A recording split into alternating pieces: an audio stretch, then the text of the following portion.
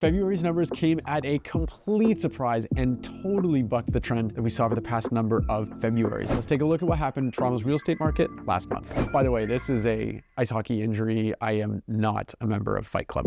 We would normally expect sales to rise from January to February, and they did by 28%. However, that increase in sales is the lowest jump from a January that we've seen since I started tracking these stats 8 years ago. It also happens to be the lowest number of total sales for any February in that same 8-year span. New listings in Toronto's core increased, which is to be expected at this time of year, but here's where things get weird. We saw the lowest percentage increase from January to February that we've seen in 8 years, which goes to show just how many new listings there were in January, because at the same time, the number of new listings that came out in February was the highest total properties for sale for any February in those past 8 years. So let's think about this for a second. We saw the lowest number of total sales for a given February, the highest amount of new listings, and you recall a very active January as well for new listings. What does that lead to? A very high amount of total inventory. February 2025 had the greatest number of properties on the market for any February looking back. When we break things down by property type, we saw 352 houses sell and 525 condos sell. Both were increases from January, but that's not saying much considering January is typically one of the slowest months of the year for housing activity. But it was nice to see an increase at all in condo sales as things are looking and feeling pretty grim out there right now in that segment of the market. Interestingly enough, the number of new condo listings actually went down in February from January, which is not normal at all. I have to imagine that owners are starting to say, forget this, and not bother to put their place on the market right now while things are so sluggish. Despite there being less new condo listings hitting the market, total active inventory did rise by 15%, but condo sales increased by 19%. So the gap between those two key metrics did close a little bit. I don't think it's enough to really change the dynamics of what's happening in the condo market right now, but it is a step, albeit a small one, in the right direction for sellers. Shifting to Etobicoke, North York, and Scarborough,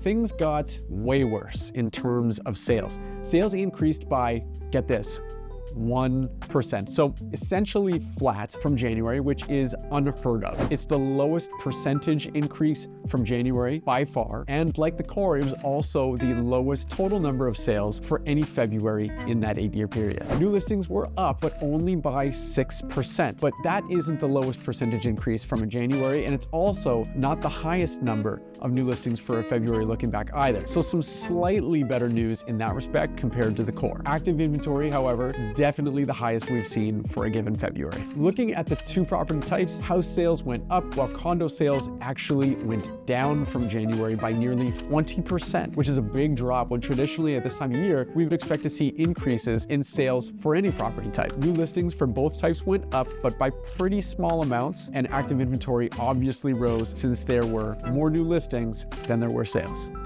What are the takeaways from all of this? If you're a buyer, this is one of the best markets for choice and negotiation we've seen in a long time. There's more inventory available this time of year than almost ever, and we're coming towards a time where inventory usually spikes. With sales not keeping pace, you could be in a strong position to negotiate. Condos are particularly in your favor. Inventory keeps rising while sales remain sluggish, giving you more leverage in negotiations. If you've been waiting to jump into the market, you can take your time, find a property where the seller is motivated. Houses, on the other hand, have more resilience, and they're generally in higher demand than condos by a fair margin. Sales are still slow, but fewer new listings are hitting the market compared to condos. If you're looking for a house, you may not have the same level of negotiating power as condo buyers, but there are still plenty of opportunities, especially for well-priced homes. However, there's one wild card. If sellers start pulling their listings because they're frustrated with the market conditions, we may see inventory shrink heading into spring. So if you find something you love and the numbers make sense, it might not be worth waiting too long. This is not an easy market for sellers, especially condo sellers. Buyers have a lot to choose from, and that means your home needs to stand out to get attention. Pricing aggressively and marketing properly is key. Overpricing in this market will almost guarantee your home sits for longer than you'd like. If you're serious about selling, take a look at what's actually moving and price accordingly. Houses are in a better position, but things aren't like they have been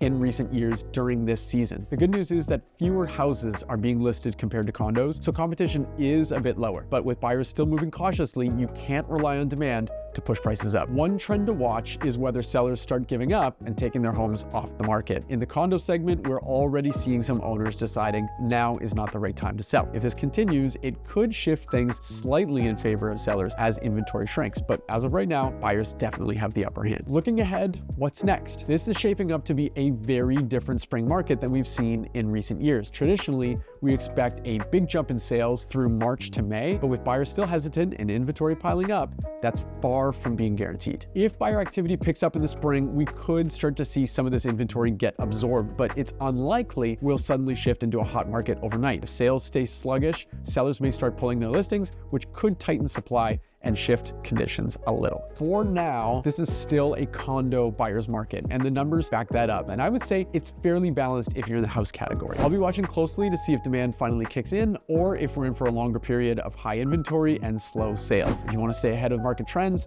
make sure to like and subscribe so you don't miss next month's update.